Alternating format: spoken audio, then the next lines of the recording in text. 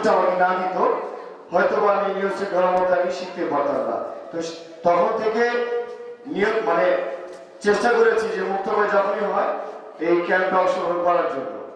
আমার মধ্যে একটা ক্যাম্প মিস হয়েছে ময়মনসিংহে, আমি আসতে পারিনি, খুব কষ্ট লেগেছে। এবং আমি যেদিন আসার আগের দিন মানে গতকালকে আমি বলছিলাম আমার বড়দের ভাইদেরকে যে আজকে আমার জন্য চাঁদা মুক্তময় আজকে যখন শেষ হবে এবং শেষ হওয়ার আবার যখন শুরু হবে তখন থেকে আমি দিন গুনতাম যে কবে মুক্তময় আসবে আমার আরেকটা ঈদ।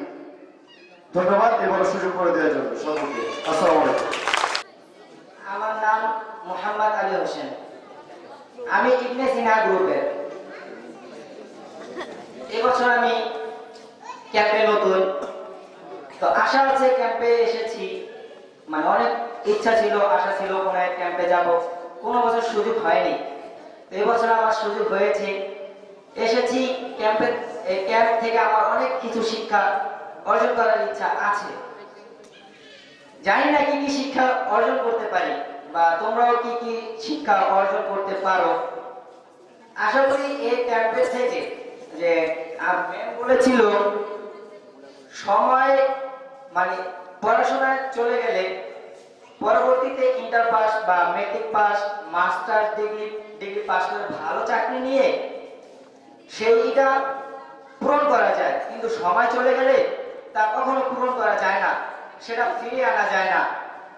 তাই ম্যামের কথা শুনে আমি যতটুকু শিক্ষা পেলাম বা উদ্যোগ নিলাম যে এই ক্যাম্প থেকে মানে ক্যাম্প ছেড়ে যাওয়ার পরে যে সময় ধরে রাখার অনেকটা চেষ্টা করব, নিজের পড়াশোনা সব দিকে খেয়াল দেব, যতটুকু আছে আরো খেয়াল দেব, যাতে পরবর্তীতে ভালো করতে পারি, একজন ভালো স্টুডেন্ট হতে পারি। বাংলাদেশের যত ভালো ভালো স্টুডেন্ট আছে তাদের মধ্যে যাতে আমারও নাম লেখা হয়, এ বলে আমি আমার বক্তব্য শেষ করছি।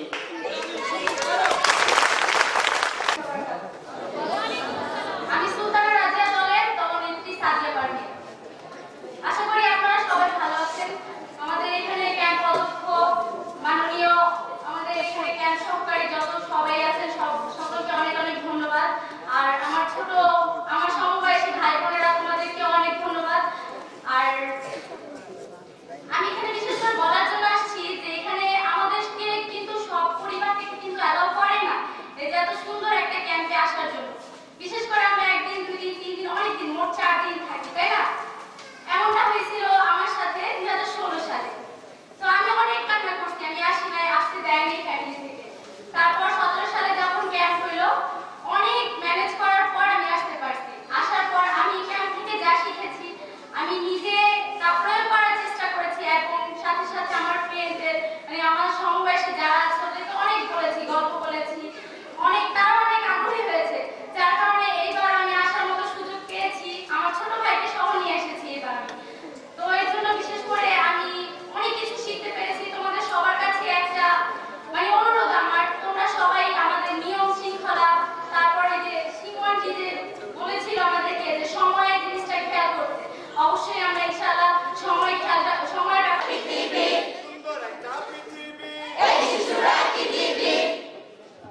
আলাইকুম। 1992 যখন এই ক্যাম্প প্রথম প্রতিষ্ঠা করেন তখন শুনেছি আমি কত ছিল জানো, মাত্র 50 টাকা 3 দিন ছিল। তখন আমরা রাত্রি যখন বলতাম শিশু একাডেমিতে। এরপর থেকে 93, 94, 95 আমি অংশগ্রহণ করছি। মাঝখানে পড়া হয়নি। তো ময়মনসিংহে যে ক্যাম্পটা আমি ছোটবেলায় ছেলেদের দেখতে অনেক কিছু শিখেছি, জানাইছি যে মুক্তভাবে কি। তো জানার পর অনেক আগ্রহ এখানে আসবে। ময়মনসিংহের ক্যাম্পে আমার ছেলে মেয়েকে নিয়ে এসেছিলাম। তো আমার মেয়ে নবাব ফজলুন্নেসা দল থেকে দলনেত্রী হয়েছে এবং শ্রেষ্ঠ দলনেত্রী হয়েছে। তো এবার আমার ছোট ভাইকে নিয়ে আসছি, ছেলে মেয়েকে নিয়ে আসছি। ইনশাআল্লাহ দোয়া করবা যেন আগামীতে কাদের দোয়া করবা আমাদের ক্যাম্প অধ্যক্ষ কর্মকর্তাদের জন্য আগামীতে আমি যেন আমি নাতি নাতনিকে নিয়ে আসতে পারি। শুরু করো।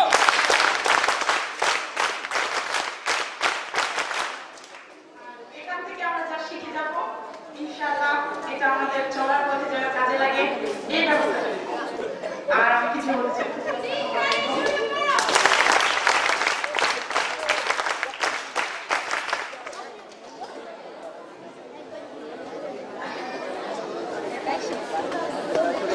আসসালামু আলাইকুম।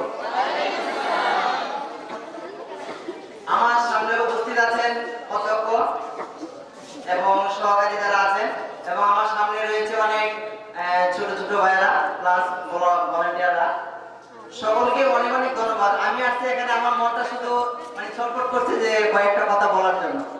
আমি 2007 সাল থেকে যখন আমি ক্যাম্পে যাই রাজশাহীতে, তখন ছিলাম আমি শিশু।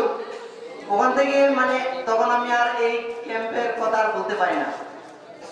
এখন শেষ পর্যন্ত আমার ছেলে মেয়েকে নিয়ে এসেছি ক্যাম্পের ভিতরে, এবং এইটার জন্য আমার স্কুলে আমার ছেলেকে মানে মাদ্রাসা ভর্তি করেছি। গতকাল মাদ্রাসা থেকে গিয়ে ছুটি নিয়েছি, প্লাস আমার মেয়েকে স্কুলে ভর্তি করেছি, স্কুল থেকে গিয়ে ছুটি নিয়েছি।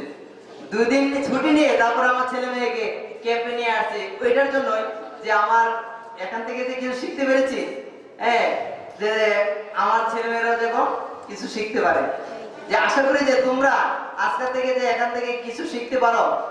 এই শিক্ষার মাধ্যমে যেমন তোমরা গিয়ে তোমাদের বাসার ভিতরে যে কতটুকু তোমাদের পরিবর্তন, এটাই শুধু দেখতে পাবা এবং পরিবারে গিয়ে তা প্রয়োগ করতে পারবা। তাই আমি আর কিছু বলবো না। ধন্যবাদ সকলকে। আল্লাহ হাফেজ। তোমার মেয়েটাকে কি দেখাও?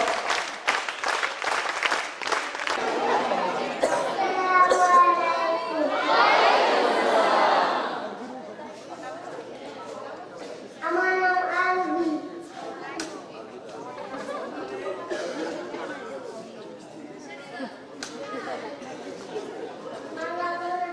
আপনার নাম হাসানি।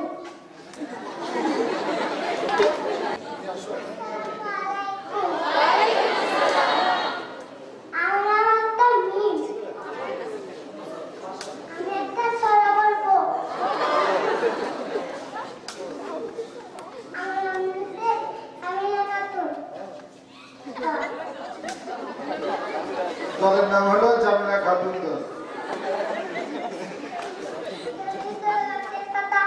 হাতের তলায় মেঘের ছাতা, বৃষ্টি করে পানির ছাতা।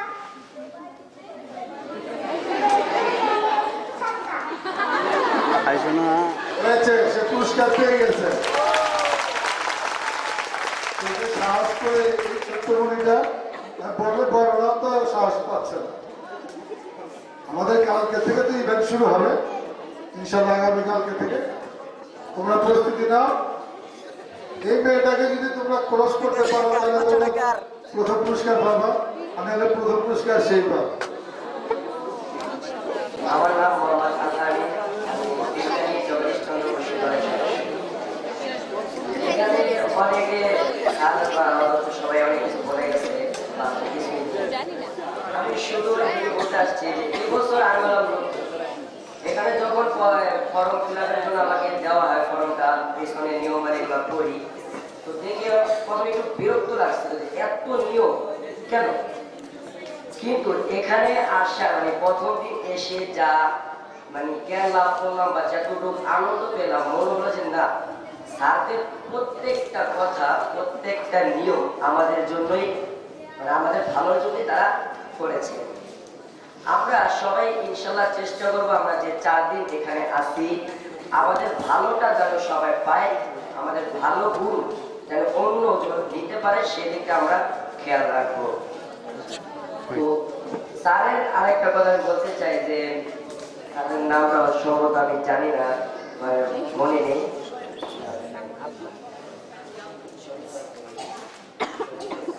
হ্যাঁ, সেলিম স্যার বলে গেলেন যে যদি যখন আমাদের স্টুডেন্ট লাইফ শেষ হয়ে যাবে, আমরা যদি বুড়ো হয়ে যাব, লড়তে চড়তে নাও পারি, সোহেল স্যার বলে গেছেন যে যদি বুড়ো হয়ে যায়, লড়তে চড়তে নাও পারি, তাও যেন আমরা এখানে এসে বসতে পারি।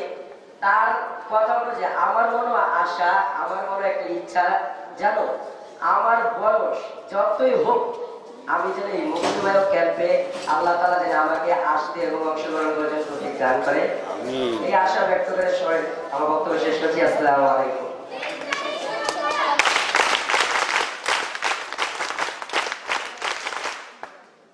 আমরা উদ্বোধনী অনুষ্ঠান সময়ের কারণে সমাপ্তির দিকে যাচ্ছি। আমি এখন আজকের এই উদ্বোধনী অনুষ্ঠানে সম্মানিত সভাপতি, শিশুদের মুক্তি বায়ুসেবক সংস্থা বাংলাদেশের সম্মানিত সাধারণ সম্পাদক এবং ক্যাম্প অধ্যক্ষ, আজাদ মুসলিম ওয়েলফেয়ার কমপ্লেক্স বাংলাদেশের মহাসচিব জনাব হাজী আলতাফ হোসেনকে আজকের দিনের সমাপনী বক্তব্য দেওয়ার জন্য বিনীত অনুরোধ জানাচ্ছি। এই শিশুদের ফুটবল, দেশটাকে গর্ব, দেশটাকে গর্ব, ফুল হয়ে ফুটবো। বিসমিল্লাহির রহমানির রহিম। আমি প্রথমেই স্মরণ করছি আমাদের এই প্রতিষ্ঠানের প্রতিষ্ঠাতা মরহুম আলহাজ নাজির হোসেন সাহেবকে। তিনি আমাদের জন্য, আমাদের নতুন প্রজন্মদের জন্য এই যে একটি সুন্দর একটি প্রতিষ্ঠান তিনি গড়ে গেছেন, তার কারণেই আজকে কিন্তু আমরা এখানে অংশগ্রহণ করতে পারছি। এই যে শিশুদের নিয়ে ওনার চিন্তা ভাবনা, এই এমন একটি দল গঠন করা চারটিখানি কথা নয়। উনি কোন সাহসে, কিভাবে, কি চিন্তা ভাবনা করে এই ছোট্ট শিশুমণিদেরকে নিয়ে এই ক্যাম্প করা এবং এই ক্যাম্পের মাধ্যমে দেশকে জানা, জ্ঞান অর্জন করা, দেশের যত ঐতিহাসিক স্থানসমূহ সম্পর্কে আমাদের জানার যে সুযোগ তিনি করে দিয়েছেন, তার জন্য আমরা ওনার কাছে কৃতজ্ঞ। ওনার মৃত্যুর পর ওনার সহকর্মীদেরকে নিয়ে আমরা এই দায়িত্ব হাতে নিয়েছি। আগে ক্যাম্পটি প্রথম কয়েক বছর আমাদের শিশু একাডেমিতেই হতো। ওনার মৃত্যুর পর ওনার সব যোদ্ধাদেরকে নিয়ে আমি প্রথম উদ্যোগ নেই যে আমরা ঢাকার বাহিরে এবার বেরোবো। ঢাকার বাইরে আমরা পাখা মেলে উঠবো এবং আমাদের সারা বাংলাদেশ কোথায় কি আছে সেটা আমরা খুঁজে খুঁজে বের করে করে আমাদের এই ছোট্ট শিশু মনেদেরকে আমরা দেখাবো এবং সে সম্পর্কে তারা জ্ঞান অর্জন করবে। অনেকেই ভাবে যে আমরা বোধহয় পিকনিক করতে আসছি। পিকনিক মানে বনভোজন। বনে থাকে বন্য পশু, আর ভোজন মানে পশুরা যেভাবে খাওয়া দাওয়া করে সেইভাবে।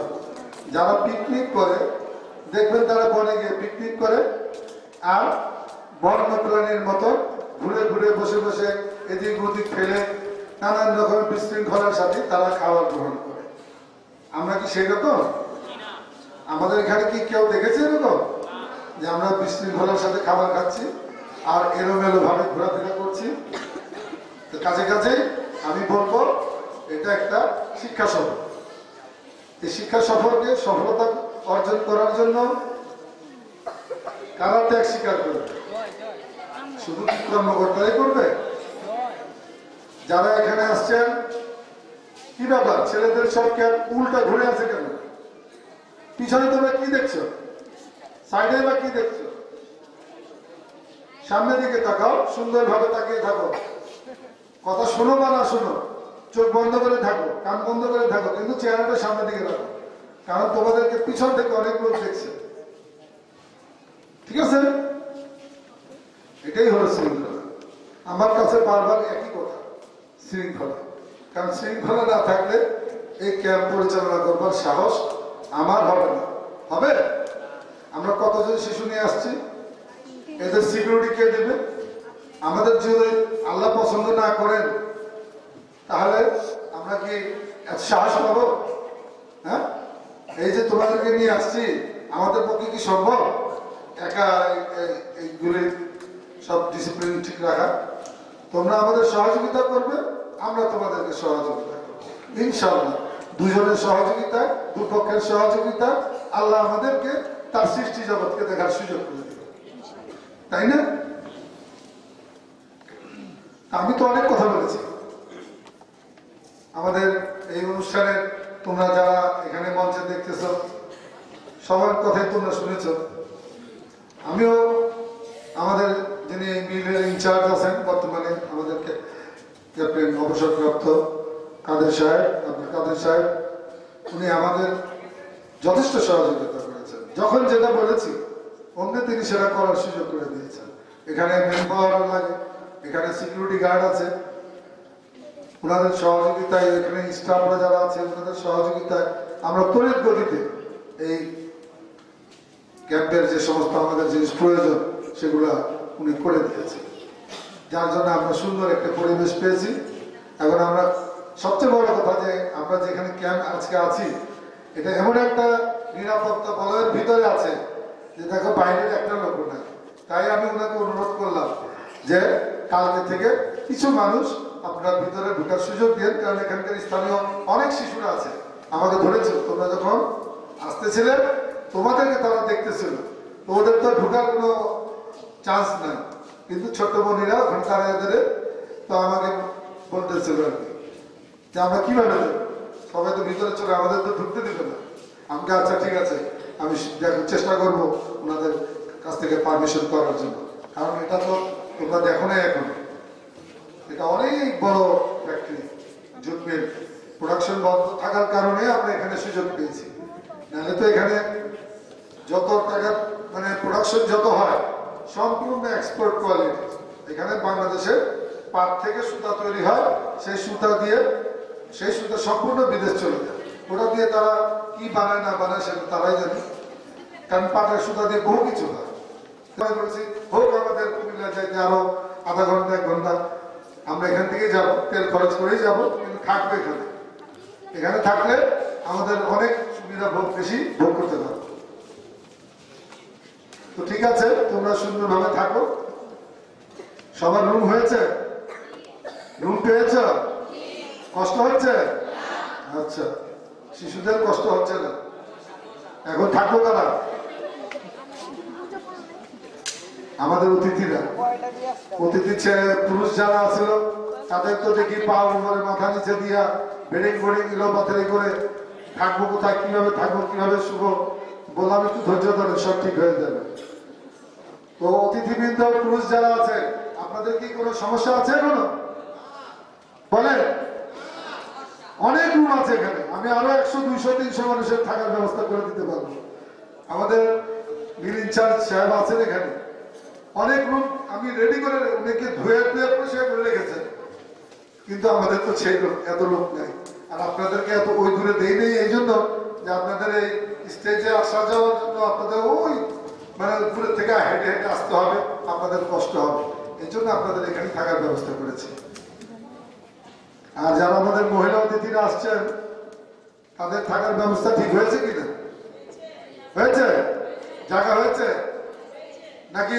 যদি মনে করেন যে আমাদের কষ্ট হচ্ছে, এত চিপাচিপি জায়গা দিয়েছে আমাদেরকে, তাহলে আমাদের কিন্তু আরো অনেক ঘর আছে, আলাদা করে দিব, 10 জন 5 জন, অসুবিধা নেই, বলতে পারেন, এখনই বলতে পারেন। আচ্ছা ঠিক আছে, তাহলে আমার কাছে আমার আর কোনো অভিযোগ দিতে পারবেন না, ঢাকা গিয়ে কোনো দোষ দিতে পারবেন না যে আমাদের থাকার এবং খাওয়ার কষ্ট দিচ্ছে। ঠিক আছে, তাহলে বললেন না। এখন আর একটা জিনিস, শেষ কথা, মেয়েদের মধ্যে এবং ছেলেদের মধ্যে এত বারবার বলার পরেও যে তোমাদের ইউনিফর্ম, কেউ অন্য ইউনিফর্ম পরে আসে না, কিন্তু তারপরে কয়েকজন আসছে, এটা কি সংশোধন হবে? মেয়েরা সাদা পাজামা পরেছ, ছেলেরা অন্য কালারের প্যান্ট পরেছ, জামা পরেছ, আমার চোখে কিন্তু তোমরা ফাঁকি দিতে পারবে, কারণ আমি কিন্তু অন্য কিছু দেখি না, আমি খালি দেখি আমার শিশুদেরকে, তাদের ডিসিপ্লিন, তাদের ইউনিফর্ম, তাদের খাবার দাবার ঠিক আছে কিনা, যাতায়াত ঠিক আছে কিনা, তারা ঘুরতেছে কিনা ঠিক মতো, হ্যাঁ, এটা কিন্তু আমার চোখে ফাঁকি দেওয়ার মতো না। কারণ হলো সবাই 10 জনের মধ্যে যদি সবাই ব্লু থাকে একজন যদি সাদা থাকে তাহলে কেমন লাগে? আমরা তো তোমাদেরকে যে টাকা বিনিময়ে রেজিস্ট্রেশন ফিটা রাখছি, এটা দিয়ে কি এটা ঘোরা যাবে? হ্যাঁ, তো আমি মনে করি যে ওই টাকাটা দিয়ে তারা ড্রেস কিনুক, ইউনিফর্মটা কিনুক। ইউনিফর্মটা কিনলে পরে তাহলে দেখতে সুন্দর লাগবে। সেনাবাহিনীকে মানুষ পছন্দ করে কেন? তাদের ডিসিপ্লিনের কারণে, যে আমাদের দেশের শ্রেষ্ঠ ডিসিপ্লিনকারী কারা? সেনাবাহিনী। যে ওরা যেভাবে চলাফেরা করে, তাদের ড্রেস স্মার্ট ড্রেস দেখলে পরে মানুষ ভয় করে, শ্রদ্ধাও করে, সম্মানও করে। আর আমরা যদি আমরা নিজের মতো থাকি তাহলে কি প্রত্যেকে আছে প্রত্যেকে টোকা টোকা নিয়ে আসছে। ঠিক আছে, ছেলেদের মধ্যে কজন আছে? কিন্তু তোমাদের বাসা উঠতে দিতাম না, কারণ রেজিস্ট্রেশনের সময় বরাবর বলে দিয়েছি যে ইউনিফর্মটা যেন ঠিক থাকে, ইউনিফর্মটা যেন ঠিক থাকে। সবাইকে বলছি, মানে আমার ছাড়া তো কেউ রেজিস্ট্রেশন হয় না। ইনশাল্লাহ আগামীতে বড় বোন আসবে, আমার ছোট দুই বোন যাবে, আমার এক ভাই যাবে। এই ধরনের রেজিস্ট্রেশন আর করবো না। কেন করবো না? তাদেরকে আমি দেখিনি।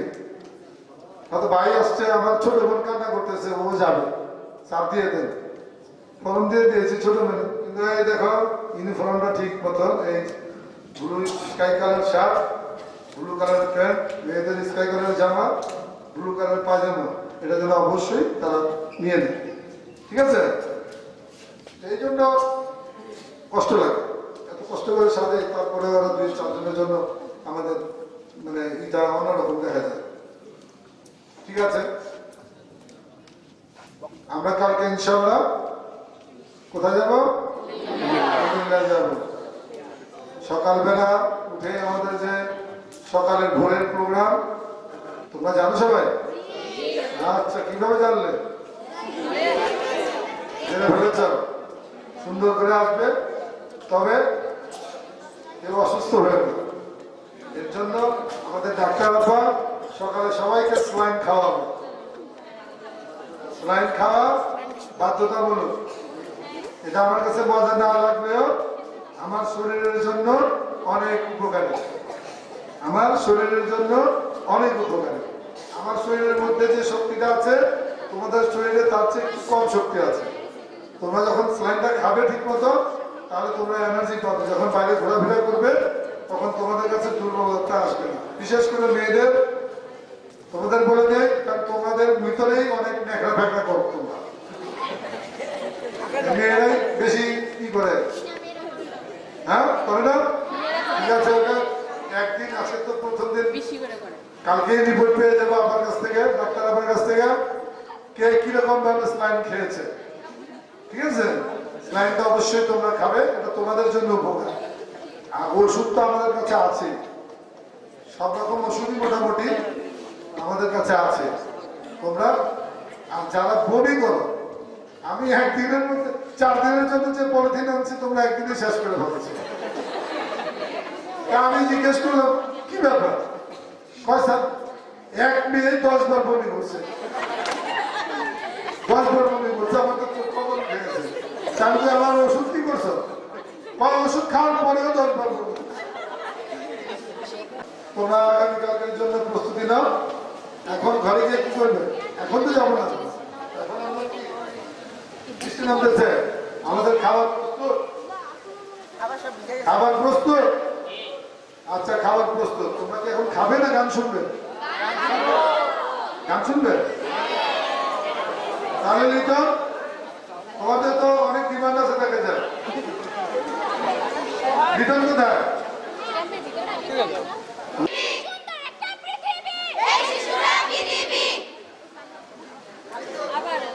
কাল ঠান্ডা থাকে, তাহলে আমি মনে করি যে আমার খেলবেন না বাইরে। তোমাদের তাদের একটা বাধ্যতা আছে। আমি 400 মানুষ 400 সাগরে গোসল করেছি। কিভাবে করেছি? কক্সবাজারে কারা গেছে? আমি সাগরে যাই, এখন আছে। আমি বুঝি সাগরের গোসল করার মজা আছে, তারা কোনোদিন কক্সবাজারে যেতে পারেনি। ভাই বোন, আপন ভাই বোনের মতো থাকবো, যেন কারো দ্বারা কারো কোনো কষ্ট, কোনো ক্ষতি না হয়। এই গান গাওয়া শুনতে পারিনি, সেই কারণে ওনার সাথে সাথে ঢোল টাক্কর পিটানো শুরু করেছিল। আমরা ইনশাল্লাহ সুমধুর গান শুনবো, পাশাপাশি স্লোগান দেবো আর মাঝে মাঝে হাসি। সবাই একটু জোরে হাসি আর একটু তালি শুরু করো।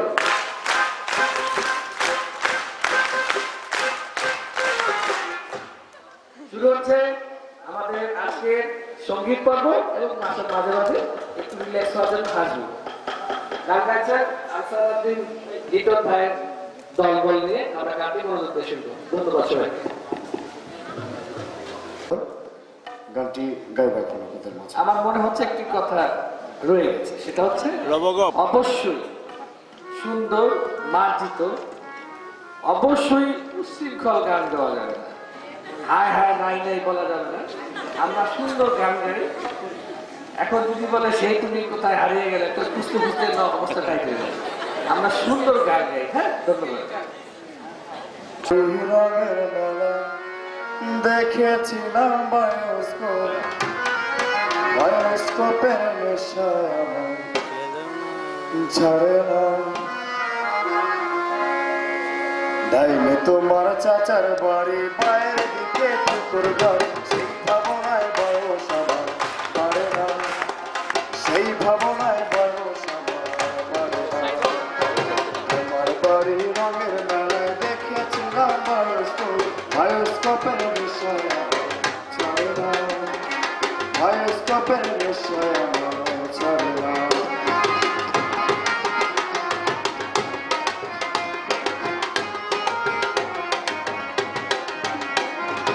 অন্তরে তাকে পদ্ম গোলাপ গদ্যে পদ্মে আছি অন্তরে তাকে পদ্ম গোলাপ গদ্যে পদ্মে আছি ঘুরতেছিল রঙের মেলা, অপর বসে তোমার অমন পলক ফেলতে তো কেউ পারে না, অমন পলক ফেলতে তো কেউ পারে না। তোমার চাচার বাড়ি, বাইরের দিকে পুকুর ঘর, সেই ভাবনায় বয়স আমার পারে না, সেই ভাবনায় বয়স আমার পারে না। অন্তত তোমায় মন দিয়েছি, ফেরত চাইনি কোনোদিন, অন্তত তোমায় মন দিয়েছি, ফেরত চাইনি কোনোদিন। মন কি তোমার হাতের মাথায়, তোমার কাছে আমার মন হারালেও মনের মানুষ হারে না, মন হারালেও মনের মানুষ হারে না। তোমার বাড়ির রঙের মেলায় দেখেছিলাম বায়োস্কোপের নেশায় আমার ছাড়ে না, বায়োস্কোপের নেশায় আমার ছাড়ে না। ডাইনে তোমার চাচার বাড়ি, পায়ের দিকে পুকুর ঘর, সেই ভাবনায় বয়স আমার পারে না, সেই ভাবনায় বয়স আমার পারে না।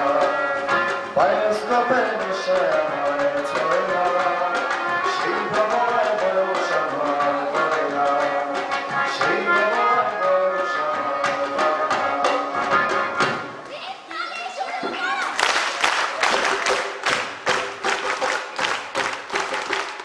আসসালামু আলাইকুম, আমার নাম মোহাম্মদ শাহাব হোসেন।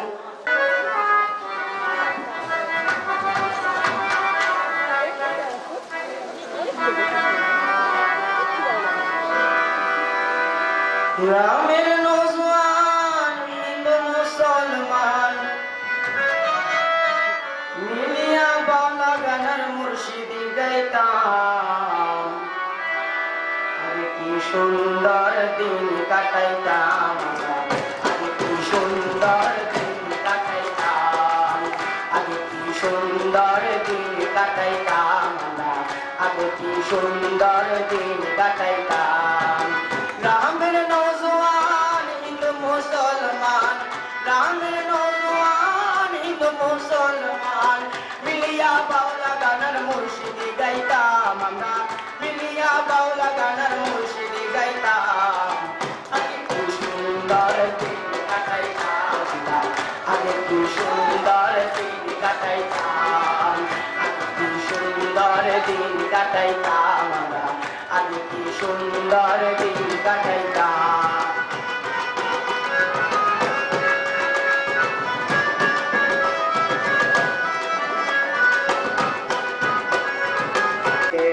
যাত্রা গান হইতো নিমন্ত্রণ দিত আমরা যাইতাম হিন্দু বাড়িতে। যাত্রা গান হইতো নিমন্ত্রণ দিত আমরা যাইতাম। কে হবা মেম্বার কে বা গ্রাম সরকার, কে হবা মেম্বার কে বা গ্রাম সরকার, আমরা কি তার খবর লইতাম রে, আমরা কি তার খবর লইতাম। আগে কি সুন্দর দিন কাটাইতাম, আগে কি সুন্দর দিন কাটাইতাম, আগে কি সুন্দর দিন কাটাইতাম, আগে কি সুন্দর দিন কাটাইতাম।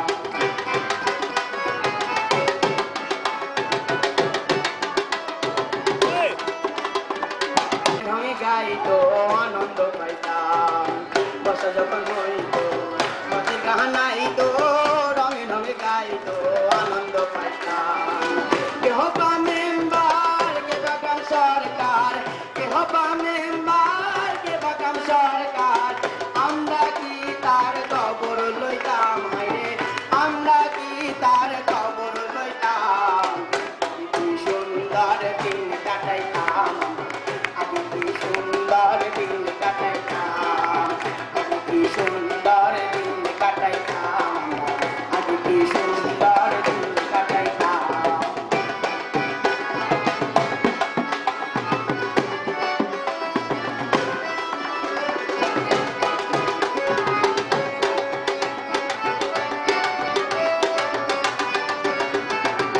করিয়ে ভাবো না সেদিন আর পাবো না, ছিল বাসনা সুখী হইতাম।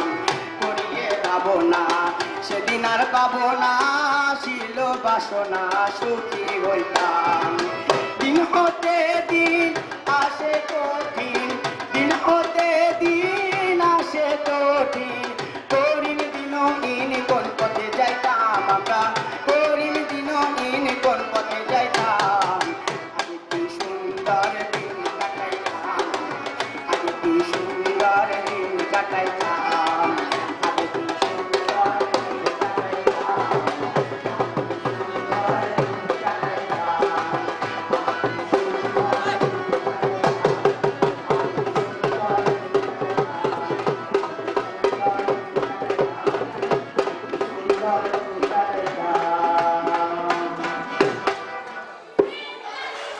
ছেলেরা গান পারে না, ছেলেদের গান হয় না, নজরুল গতি গাবেন। উনি ভাটাই না গান গিয়েছেন, এই জন্য যাওয়া দিন ওনাকে সর্বশেষ ভাঙাচুরা ভাটাইলা পুরস্কার ইনশাল্লাহ আমরা দেব। ধন্যবাদ।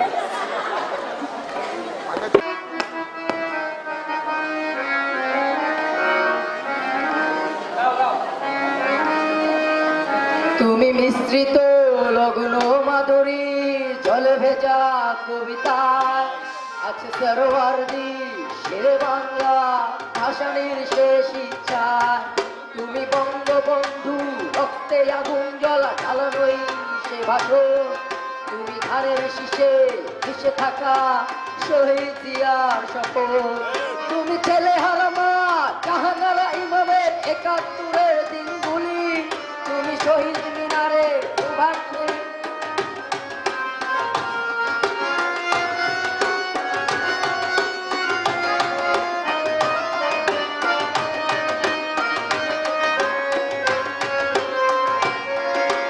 আমার সোনার বাংলা আমি তোমায় ভালোবাসি, জন্ম দিয়েছ তুমি মাগো তাই তোমায় ভালোবাসি।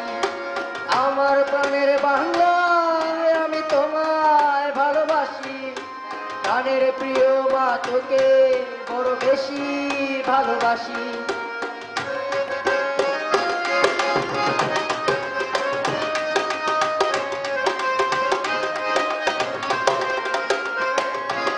তুমি কবি নজরুলের বিদ্রোহী কবিতা উন্নত মমশীল, তুমি রক্তের কালিতে লেখানা শ্রেষ্ঠ বীর। তুমি সুরের পাখি আব্বাসের অরল ধরা সেই গান, তুমি আব্দুল আলিমের সর্বনাশা পদ্মা নদীর গান। তুমি সুফিয়া কামালে আত্মভাষায় নারীর অধিকার, আত্মজুলির ভাব তুমি জয়নুল আবেদিন এসএম সুলতানের রংতুলির আছো শহীদুল্লাহ কায়সার মনির চৌধুরী নতুন দেখা সেই ভোর আমার সোনার বাংলা আমি তোমায় ভালোবাসি জন্ম দিয়েছো তুমি মাগো তাই তোমায় ভালোবাসি আমার প্রাণের বাংলা আমি তোমায় ভালোবাসি প্রাণের প্রিয় মাগো তোকে বড় বেশি ভালোবাসি